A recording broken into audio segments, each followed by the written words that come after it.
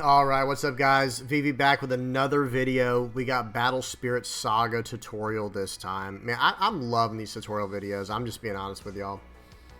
And we got a new DMCA royalty-free, copyright-free, synthwave, retro wave mixtape going on in the background. Let's go. So Battle Spirit Saga, I don't know anything about this game. I've never played it. We're going to be learning this one together, guys. We're going to be rating this tutorial. Just to give a heads up, this was posted about 7 months ago, as you can see down here. And the time of me, recording this is July 4th, right? It's 3:30 in the morning. So this game, this is from the Bandai Card Games channel. So this is another really corny, really cringy, like, oh, Battle Spirit Saga, huh? I wonder how you play that. Well, oh, I'll show you how to play. Cool. Like, it's oof. It's rough to watch. But I got it on 1.5 speed, so we're gonna blast through this, guys, and let's learn this one together. Okay, this one we're gonna kind of learn together, and we'll talk about it in the end. Get some pros and cons down. So I'm gonna pause the music back here. And let's go ahead and start this up. Make sure the volume's not crazy. Okay, here we go. Let's get straight into it. Battle Spirit Saga, huh? I heard they have tournaments with cash prizes. Cash prizes. I wonder if anyone I know plays it. Battle Spirit Saga, I know how to play. You do? Oh, I'm here. Yeah, I'll help you. Really? So, Battle Spirit Saga is a card game where you like who's this random guy in his house, right? Okay. accumulate and use cores while sending your spirit cards to do battle with your opponent. Okay, that card looks awesome. Really cool art here. Dragno Guard. Okay. I love that little symbol at the top left, like an 8-pointed star with a gold circle behind it, and like that black onyx obsidian sphere or whatever that is. It looks really cool. The strategy involved with you. Sorry, I hate to interrupt so many times. I'm going to try and get through this fast because it's such a long video. I also like how there's the levels. I've talked about that in previous videos. If you haven't watched those, watch them. In particular, I'm talking about, sorry, I should have been more specific. The Grand Archive video that I did. They have levels in that game. I really like when there's levels, but let's see how they deal with it in this game. All right, here we go. Using your cores separates it from other card games. Anyway. Using your cores separates it from other. So cores are a big thing here. Wait, I have a couple of demo decks used for tutorials, so let's play a game. Great. First, we'll need some of those cores I mentioned. So this... Okay, so a core seems like a very big deal. So this is a core. This is a core. Cores start out in the void, outside the playing field. Whenever... Okay. So that's a lot of cores, just right away. If you need a new one during the game, that's where you'll grab it from. Next thing you'll need is a deck. Each deck has at least 50 cards in it. And there's 3 types of cards. Spirits that you... 50 cards, that's perfect. I love it. Okay, we got 3 different kinds of cards. Spirit. Summon to fight your opponent with, nexuses that you place on the field, and powerful Wait, magic what was cards. that? And there's 3 types of cards. Spirits that you summon to fight your opponent with. Spirits that you summon to fight your opponent with. Nexuses that you place on the field. Nexuses you place. And powerful magic cards with one-time use. And magic cards with powerful one-time use effects. Okay. Effects. So the spirits do all the fighting and the other cards support them? Yeah. And Okay. That was a good way to say it. You know, your spirits are your creatures, and everything else is a buff to them. Or maybe an attack on your opponents. Put up to 4 cards of the same name in your deck. Okay, so this is your standard 50-card deck model with 4 of the same in a deck allowed. Very good. Very nice. Now, we'll start by shuffling each other's deck. Then, we'll set them in our deck areas. After that... Okay, interesting board right away. I gotta say that. It looks like it shows the game steps. I see a 1, 2, 3, 4, 5, 6, 7, but I can't make out what the words say from this far back. You put 5 cores from... Okay, here we go. Okay, you shuffle your deck, and after that you put 5 cores from the void... into your life. Into your life. Sorry, hang on one second, guys. So it looks like we're gonna have a start step, core step, draw step, refresh step, main step, attack step, and end step, and then opponent's turn. So, all right, here we go. Let's see. And actually, let me just go over. You got the deck where we just had the life in the top left, burst pile on the left, reserve on the bottom left, and then the trash on the right. Is that what that is? The card trash and the core trash. Okay. And then put 3 cores of your soul into your reserve. What's a soul core? Soul cores are different from other cores and have all sorts of effects in the game. And each player only... Wait, what? Deck areas. After that, you put 5 cores from the void into your life, and then put 3 cores of your soul... So 5 cores into your life, 3 into your reserve. Into your reserve. What's a soul core? Soul cores are different from other cores and have all sorts of... Why did he ask what's a soul core? Put 3 cores of your soul into your... 3 cores of your soul into your reserve. The reserve. What's a soul core? Soul cores are different from Did he ask? Like, I mean, like, or did he mention a soul core? other cores and have all sorts of effects in the game, and each player only has one. Okay, so it's a special one that has special effects. You can only have one. Okay. Got it. So if you knock out all your opponent's life cores, you win? Right. Okay, so obviously you take out all their life cores, they lose. Now, it seems like, okay, there is no leader in this game, right? Kind of like the old school model where there is no leader. And if you lose all your life, you just lose. Like in One Piece, you know, if you lose all your life, you still have to hit the leader one time to lose. In this game, you lose your life, you're gone. Also, if you run out of cards in your deck and can't draw on your Okay, if you lose all your... Okay, if you can't draw on your turn, you lose. Okay, so if you get decked, you're gone. turn, you'll lose. So pay attention to that. It's time to create your opening hand. Do that by drawing 4 cards from your Drawing 4 cards, okay. deck. Normally, we decide who goes first at this point, but since it's your first game, you can take the first turn. Got it. After deciding who goes first, you can choose to do a mulligan. That means if you don't like your hand, you can put it back and draw again. But you can only mulligan once. This hand is mostly the same cards, so I think I'll mulligan. When you mulligan, you put your first hand on the bottom of your deck, draw 4 new cards, then shuffle your deck again. Okay, so you put all 4 cards from your hand. You don't get to pick. You take all 4 cards from your hand, put them on the bottom, and you draw 4 new cards. That's interesting. And then you shuffle. I'm gonna keep my hand as it is. If you keep your opening hand, you get to draw an extra card. Okay, if you keep your opening hand, you get to draw an extra card.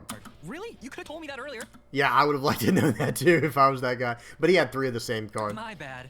Now we're ready to start. Game turns are divided into a sequence of several steps, as you can see on the left. On the left. Whoa. Each turn you'll go through every step. from Okay, start here's the step to end steps. step. There's not much to do in the start step, so on to the core step, where you put a core from the void into your reserve. The player who Okay, even on turn 1, he got one.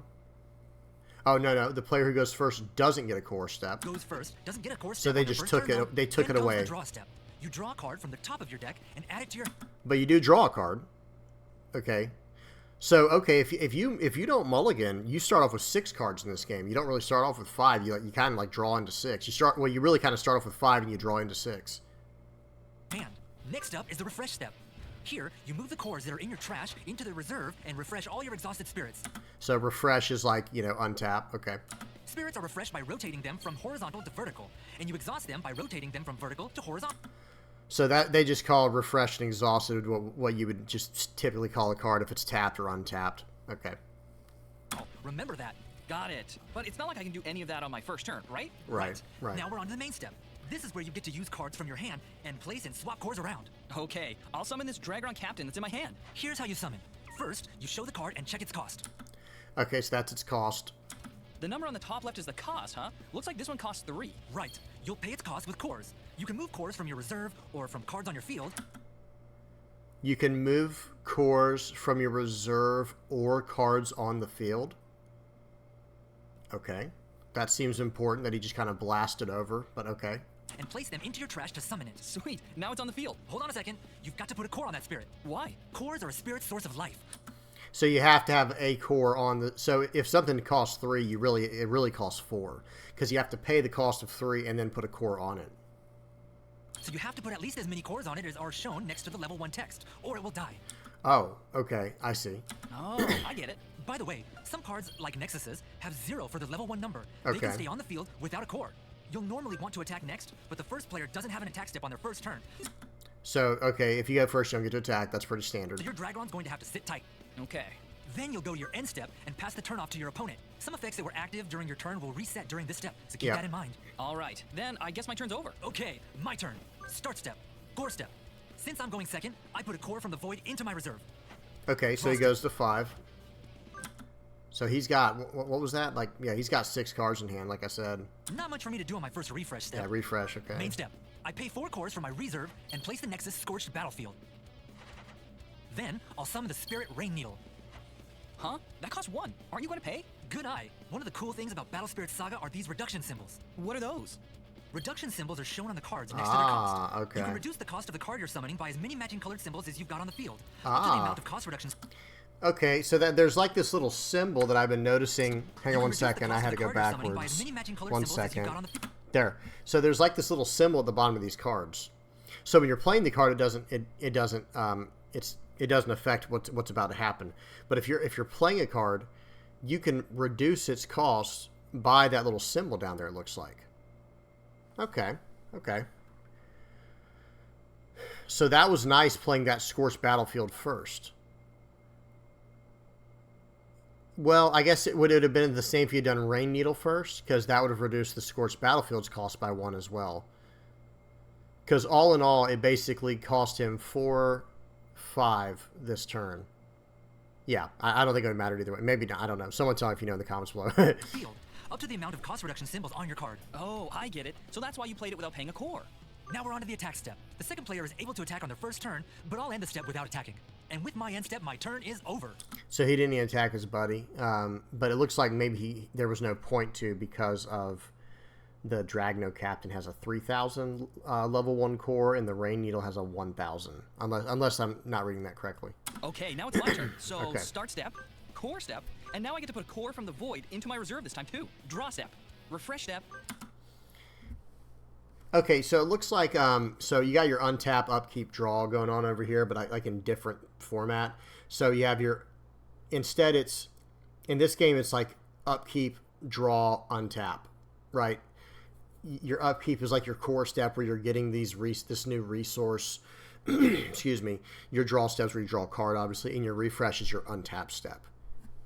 Any cores in my trash get returned to my reserve, right? Correct. Main step, I summon Dragnogard. It costs 3, but since I have a red symbol on the field, I only have to pay 2 cores. Now, how about raising the spirit's level by placing Okay, cores? so he was able to reduce its cost. Man, that Dragnogard can have a huge cost reduction. He can just be free. Okay. On it. See those bits with level written on your spirit? That shows how many levels it has. Looks like my Dragon Captain goes up to level 3. I'll put enough cores on it to make it level 2. So what happens when you level up a spirit? First, its BP goes up with its level. Okay, so you can level up very easily in this game. Looks like you just add how many cores you choose to that you can allocate. Okay. BP are compared during battle, so it's a really important number. Oh, and with a higher level, sometimes your spirit will get new effects. Okay. All of your spirits with awaken gain confront. I don't know what that means, but okay, very cool. So yeah, you level them up, they get stronger. Okay, common sense. So giving spirit cores makes them stronger, huh? Attack step. You should try attacking with your spirit this turn. To do that, exhaust it and declare you're attacking with it. I attack with Dragon Captain. Okay, you just tap it sideways, just like normal. But who is he attacking? If the attack goes through unblocked. So you're just attacking face because there is no leader. You don't get to determine who to attack. You're just attacking your opponent. And then they get to determine if they block properly? If the attack goes through unblocked, you reduce your opponent's life. The player who is attacked has to move an amount of cores equal to the number of attacking spirit symbol from their life into their reserve. Going forward, Whoa. who was attacked has to move an amount of cores equal to the number of attacking spirit symbol from their life. So there's that red symbol again. So because the damage went through, then, okay, you lose 1 life because he has that 1 red symbol. Okay. Into their reserve. And he Going goes forward, into their you can use reserve. those cores to pay for stuff just like any other. So it's kind of like a ramping effect. Like, so, in One Piece, whenever you take a life, you draw a card, right? And I think even in Pokemon, right, if you deal damage, you draw a card. Like, it's a prize card if you dealt damage or if you KO'd a Pokemon or something. Sorry if I'm way off on that. Someone correct me if I'm wrong. But so the reward system here is, or like a catch-up mechanic in this game is if you take life, you now have an extra resource over your opponent, or potentially, right? Like you're going to ramp an extra resource. Core. So getting hit actually means you can do more things. Got it. End step. That's the end of my turn. I like Alright, that. I do my turn like again. that. Like that is pretty nice. I think drawing a card is better personally, but that is very good as well. Like that, you're getting to ramp up a little bit to get to your stronger creatures or spirits or whatever they're called. Start step, core step, draw step. Oh, this Refresh guy's step. getting serious. Main step. I'll summon a Dragron Captain. It costs 3, but it has 2 reduction symbols I can use, so it ends up only costing me 1 to summon it. Okay, Then easy. I'll use the magic card charge draw. You pay magic card costs like any other card. The thing is, magic cards sometimes have multiple effects. Okay, this has got 2 different effects. So if he does it on his main, he can draw 2 cards. But then he can also main/flash. Select 1 spirit gains 2,000 power during this turn. And just like with the other cards, see this costs 4, but you can reduce it by 2 if you have the symbols down, and he does. So this was easy to pay 2, draw 2.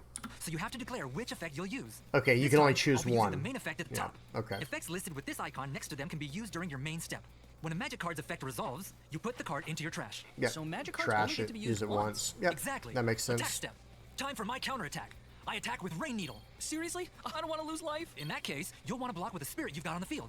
Pick a refresh spirit and exhaust it, then declare it as your blocker. I'll block with Dragnogard then. When you block, a battle between spirits happens. Oh, cool. Okay, so these guys are pretty evenly matched. That's when you compare BP, like I mentioned earlier. And the higher BP wins, right? What if their BP is the same? If they've got the same BP, they both get destroyed. By the Okay, way, so my they're rain both needle gained destroyed. 1,000 BP from the scorched battlefield I have on my Oh, field. wow. So it has 2,000 BP Uh-oh. total. And it looks like my Dragno Guard loses. Got What happens him. to a destroyed spirit? When a spirit is destroyed, you put its core into your reserve and put the spirit card into your trash. That's interesting. So when he gets destroyed, the spirit card goes to the trash, but his reserve, his soul or whatever, goes back to reserve instead of to the trash. So I guess maybe that'll be, make it available for you to combo with other things. I don't know. Or maybe, other actions or whatever. Okay. Oh, okay, I get it. End step. And that's it for my turn. Okay, I'm up again. Start step, core step, draw step, refresh step, main step. Now I'm going to summon a Dragron Captain.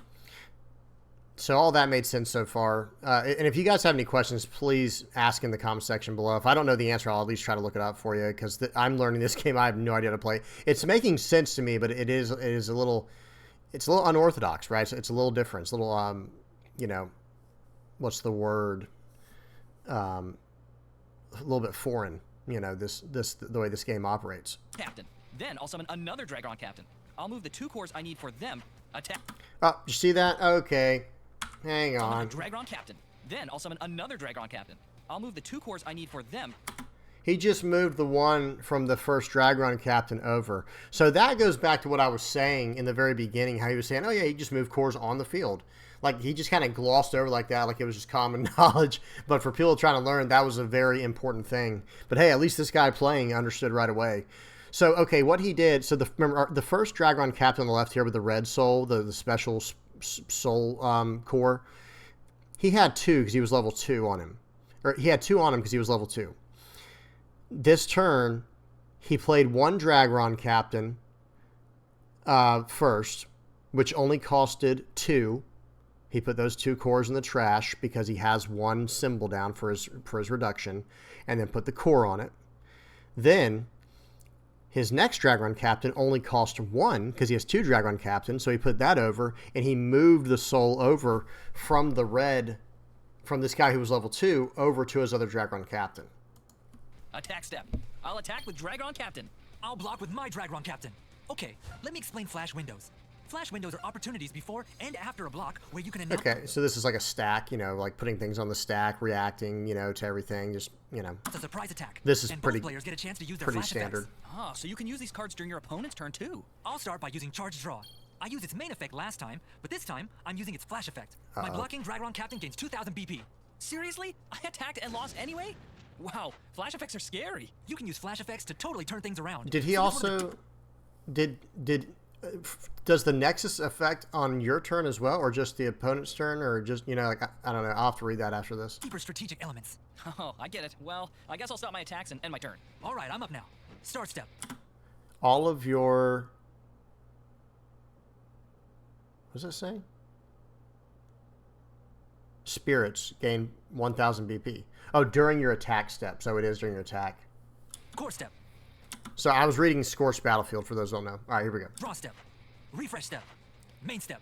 Well, I have one last thing left to teach you. There's one other type of effect besides flashes that you can use to get back a win. Burst. Okay. Now I'm perfectly set up. So Now he's perfectly set up, he said. He's got a burst card down. He played that face down like a trap card. Okay. So that card you set face down is a burst card? oh, that card you set face down is a burst card? Yeah, that's right. You can place Okay. one burst card face down from your hand onto the burst area in front of your life during your turn. And how to use that card? Oh, you'll find out soon enough. Uh-oh. Oh boy. Oh, Next, dear. I'll summon 4 Dragno Guards. Oh, man. He just absolutely comboed off on this kid. That's a lot. But I've got enough of my own to block them. I think I can manage. Really? Even though this guy's during your attack step, all of your spirits gain plus 1,000 BP. Oh, man. Attack step. I attack with Rain Needle. Are you going to using flash effects? Nope. Me neither. If neither of us uses a flash, it's time for you to declare a block. Then I'll block with Dragron Captain. There's a second flash window after blocking, so let's settle that. I won't use a flash effect. Me neither. All right. My Dragron Captain has higher BP. Yeah, he didn't trick this man. Yeah, so they do at least show that, okay, during this attack step, he's got the 1,000 from that Nexus, so he's at 2,000, right? Okay, easy. So I win the battle. And now I activate my burst card. You what? So he did win that battle, right?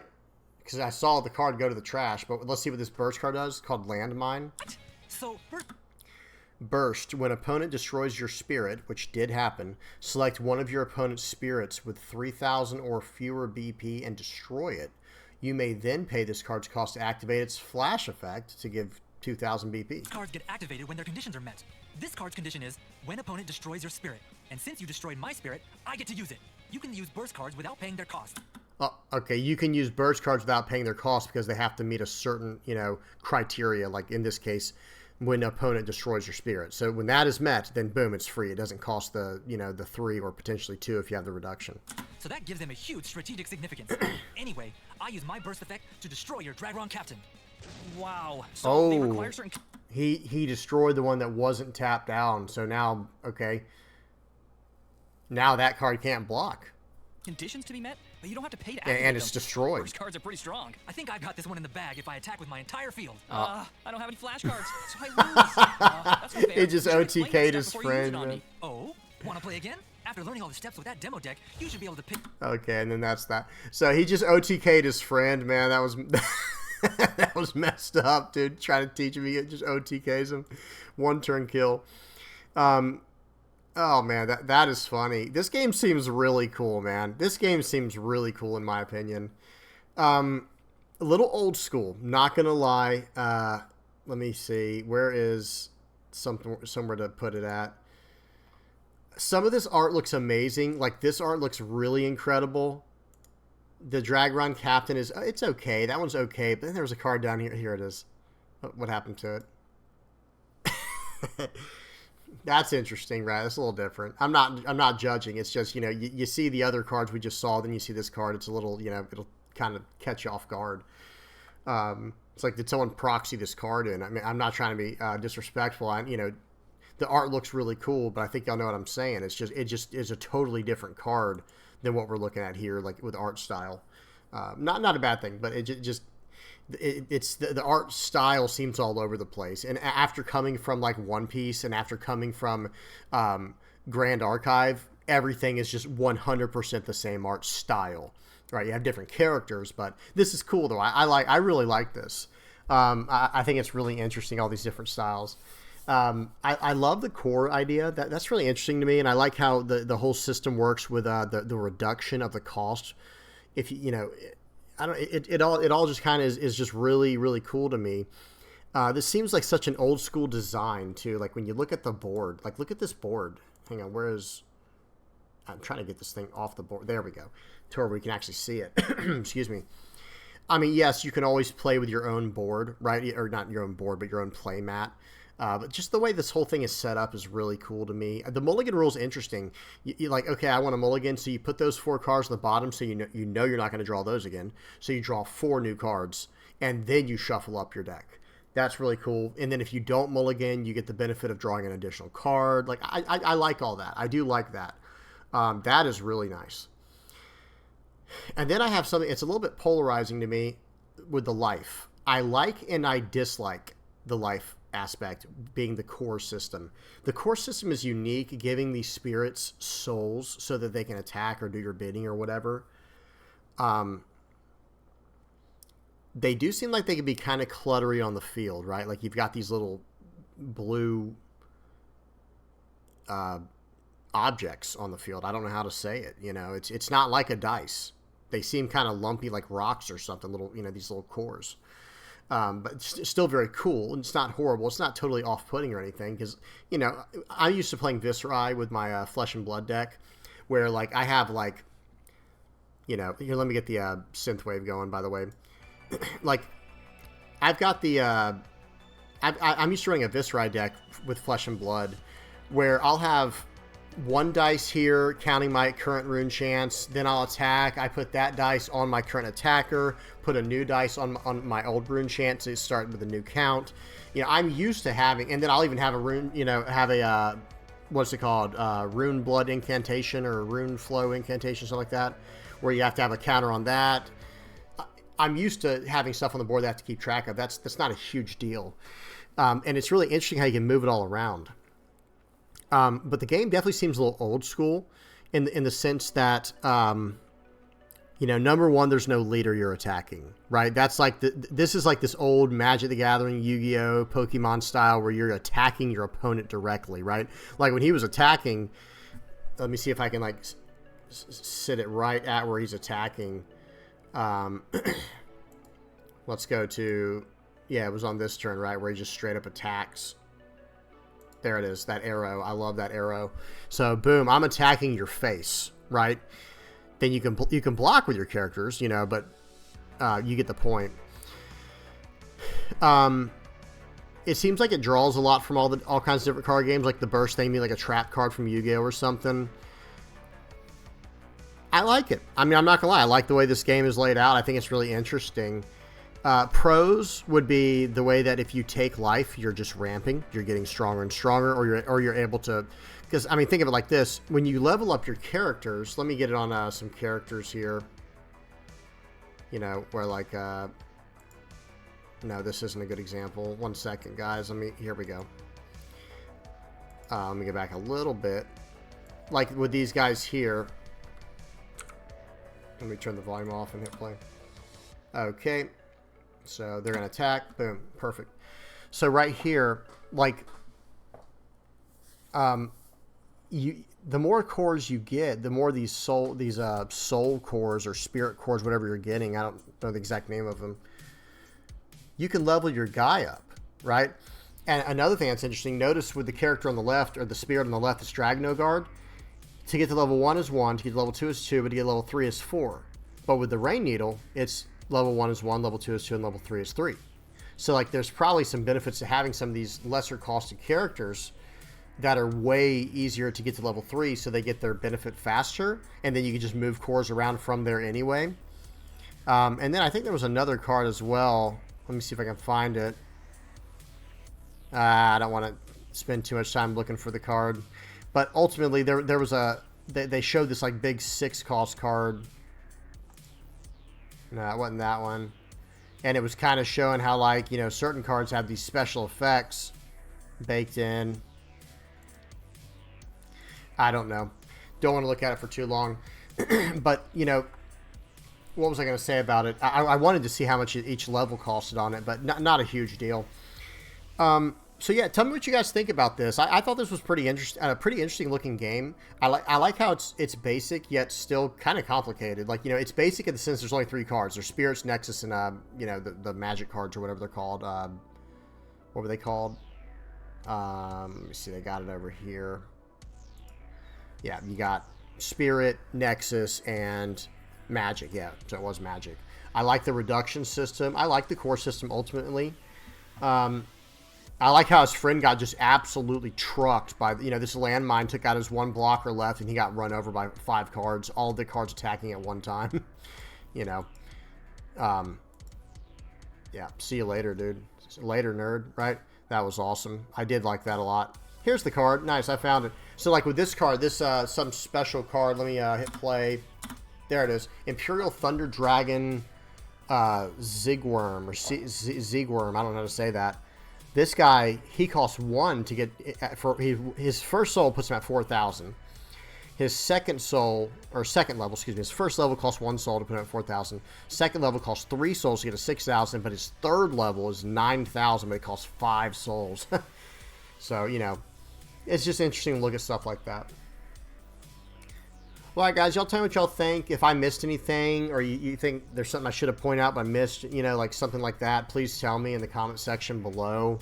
Hope y'all enjoyed this. I love talking about card games. I love going over all these and, you know, just kind of getting new ideas, seeing all these cool card games, talking about them, going over the pros and cons, because, you know, you never know if you're going to find a game in here where it's like, you know what, I just love the way that game plays and how it looks and how it works and how it feels, so I'm going to give that a try, right? Or I like the way the art style is, I like the game flow, things like that. But hope you guys enjoyed. Like I said, please leave me some comments in the comment section below on these, because I'd really like to know what y'all think about this game. Like, maybe you've had a good experience or a bad experience. You know, I'm open to hear whatever you guys say down there in the comments. So, all right. Well, that's it, guys. Please like and subscribe if you don't mind. And until next time, guys, peace.